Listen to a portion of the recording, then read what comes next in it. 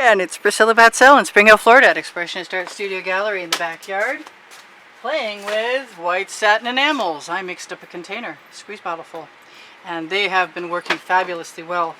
And my intention is, for my third attempt to create a painting, I am going to use them for the land portion. And I'm going to just keep adding colors I like, including this time brown.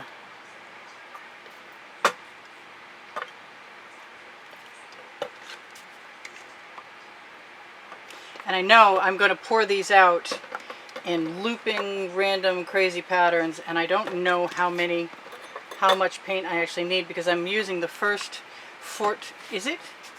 I think it's a 16 by 16 inch canvas. It's from Hobby Lobby, and it's not my norm. It's a gallery wrapped beauty, and I'm really looking forward to playing this scenario out and seeing what happens. And then I'm going to want to get some of my paints away from me.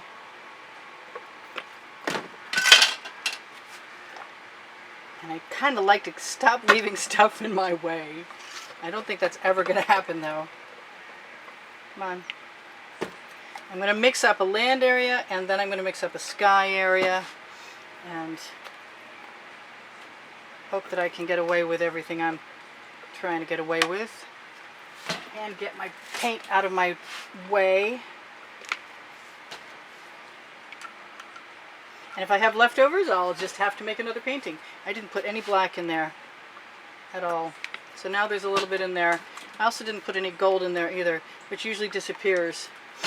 And I didn't put any Prussian blue in there, so now that's in there as well.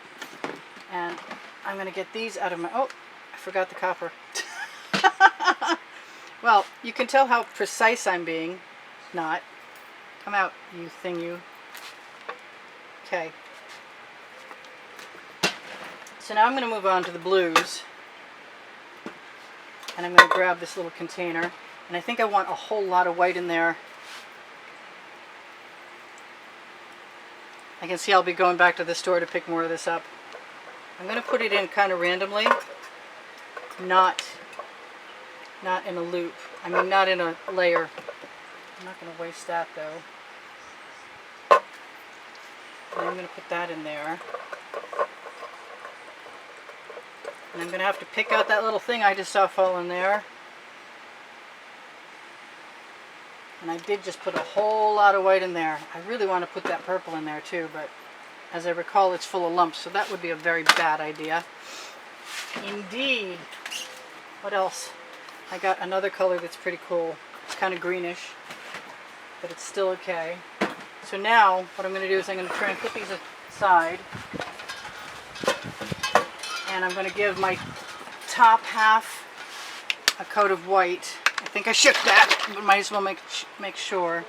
The Floetrol in the Deco pouring medium with the GAC 800 recipe is below the video, and it's a really good idea anytime that you're doing this to shake your bottles if you're saving them. Yes, out you go. I think glasses. I think definitely glasses. Alright, that's a lot more paint than I expected, but I think... Please don't blow into my painting. At this point, I guess it would be okay. Better now than later. So I'm just going to use the mess that I'm making and apply it to the edges with the spatula, because I can. The name of my book on the Amazon link. And we have another one out. We have volume 2, Unlimited Possibilities. I put more white paint on there than I needed, but I don't think I really care. I'll just pull it down to the bottom. I was going to put black on the bottom, but maybe I'll just put brown on the bottom. I could put nothing on the bottom and it would probably still be okay. I'm going to wipe off my drips from my deep edge sides. Wipe off my spatula too.